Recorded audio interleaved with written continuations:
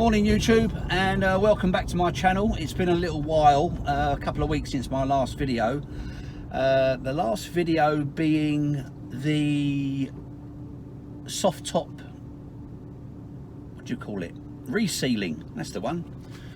We gave the soft top a clean, etc. I didn't do a test on it to show you how well it repels the water after you've treated it, but I am going to do that for you today. I'm just out on a little test run. I haven't used my car for a couple of weeks because I've been really flat out with work.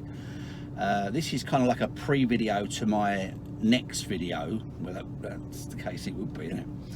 But I am basically just wanting to talk about the video prior to that regarding the dry starting and considering changing oil grades and even makes of oil, and indeed using additives. Now if you've seen that video on dry starting, I'm still using Mobile 1 040 purely because I have quite a bit of it, but I chose to add the Lucas synthetic additive to my oil, just to give it a little bit of protection. It's renowned for holding on to the parts a little bit when it's drained down, so you don't, hopefully you are reducing that dry start issue. Now one of the things that can happen, or one of the things that you might notice, I'm just going to speak about the 997 because I don't really know about the 996. I'd imagine it's probably a similar issue. But one of the things that you might notice from time to time, particularly if your car is not a daily driver and it spends weeks on end, sometimes longer than that, sitting around in the garage or on the driveway, etc., is sometimes when you start the car up, you might find or notice a quite dominant ticking noise or a tapping noise coming from the engine, and that noise can be associated with bore scoring, but majority of the time, if your car's been left standing, you will get that from a hydraulic lifter. What can happen is the lifters, being hydraulic, they're filled with oil, they can drain down on occasions. I think it depends on where they lay when you actually shut the engine down. Don't get me wrong, I'm not 100% sure on it. You know, you can analyse it until you're blue in the teeth, but it can cause the ticking noise, and it can take a while for that to go. You know, you can probably sit there, not that you should sit there idling for a long period of time, but you may well take a couple of goes and you might think, oh, turn it off, etc., etc. But it's not something to worry about. It's quite a common occurrence on the 997, particularly with the hydraulic lifters. Now, and I get that, I've had that problem occur prior to changing my oil mixture. I had it once. I've not had the car very long. It sat under a carpool for over a month, and I fired it up and it was tick, tick, tick, tick, tick, tick, tick, tick, tick, tick, tick. And it scared the living daylights out of me. I thought, oh my God. And then a few minutes later, it just went. I had it one more time, probably about 7 or 8 months later. Same thing happened again, and I had it a couple of weeks ago. Now I had just changed or just added my Lucas additive to it, and I must admit, if I'd done that and that ticking occurred, I'd be like, oh my God, the oil's not getting round the engine, I've made it thicker than it needs to be, etc., etc. But it's not the case. It had been laying there again for quite some time, and it all depends on how it's, when you switch the car off, it all depends on how the lifters lay. Bless me, sorry about that, guys. Oh dear. So yeah, not something to be overly worried about.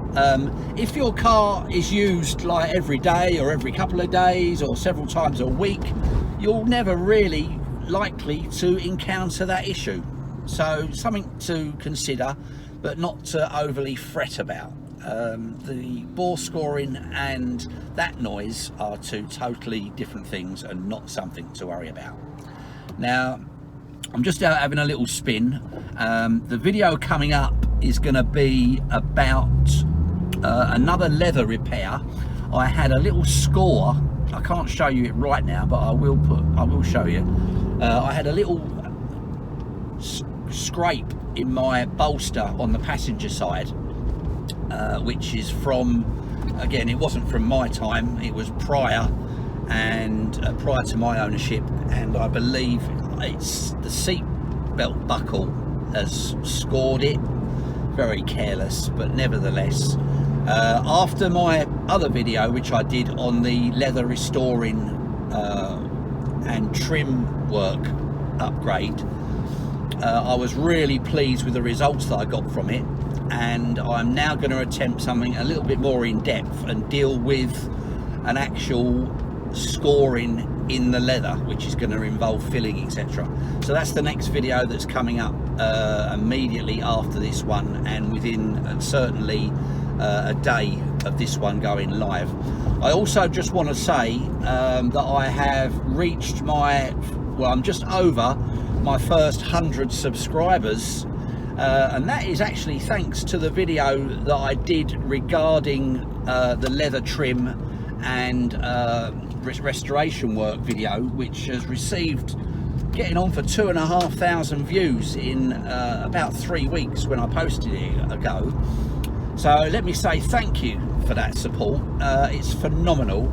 I'm only sorry that there's generally a 2-week gap. I post 1 or 2 videos and then there's a 2-week gap before I get the next ones up. Purely that's because of my work schedule. But I will try and maybe keep things a little bit more consistent, so that I can try and post 1 a week for you. But like I say, the leather video is coming up.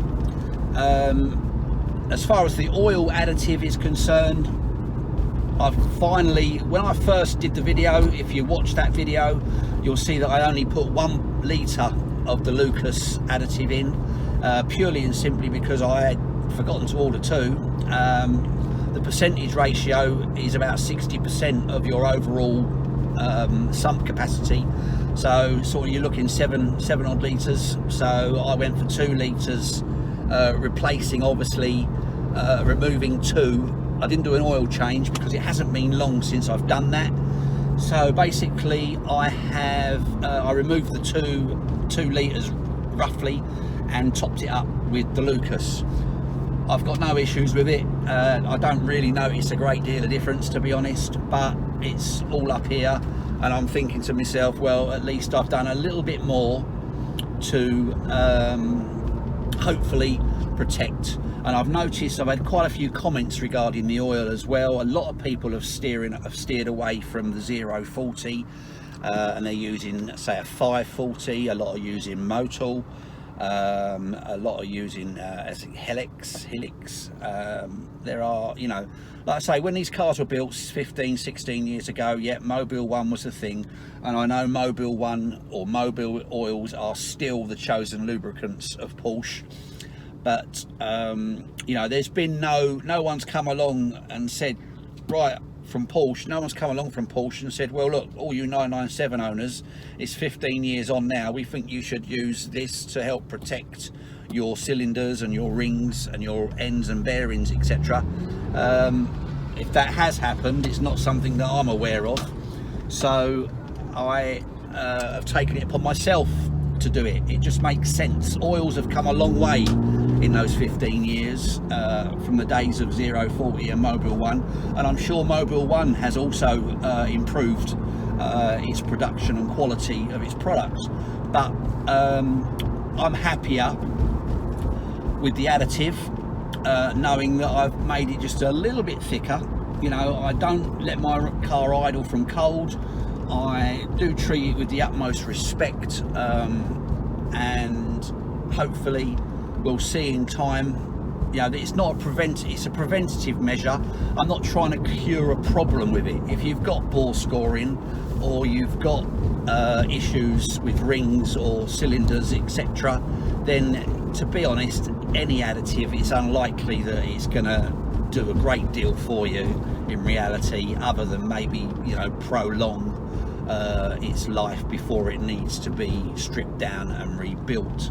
So I don't have bought major bores. I've got wear on my bores, don't get me wrong. I had it looked at, I done a bore scope on it a long time ago, and there's wear and tear there, but there's no significant areas of gouging or anything like that, or any, you know, I don't get particles in my oil because I had my oil samples tested as well. The filters, when I cut them open, the oil filters are clean. So I don't consider that I've got anything other than ordinary natural wear and tear for a 15-year-old car. So my oil use and chosen additive is more of a preventative thing, and not I'm trying to cure a problem. So anyway, I'll say cheerio for now, as I'm having a little spin about. I'm going to get the car back in the workshop and get set up, and the next video coming up will be that crucial leather repair job. Thanks for watching, see you in a bit. Welcome back, and we're back in the workshop after my little joyride just to keep everything lubricated. Gonna do that little test on the roof after the sealing. My car hasn't been out much since the sealing, but I did want to leave it at the time, so purely they had plenty of time to cure, but generally sort of like 4 to 6 hours is enough, but an overnight is best. So let's do the water test. Right, here we go. Cup of water in hand, and we're gonna just tip some water over the roof. There you go, look at that. Hope you're getting that. And that's what it does when it's being sealed. I don't want to pour too much over it because I've got to dry the car off. But that's what happens if I just tap the roof. Oh, it's quite solid, isn't it? It is, yeah. I reckon if I blow them, look. Yeah, so there you have it. That's what it's like after you've done your sealing. So we'll leave that at that. Thanks for watching. Next video coming up almost right away.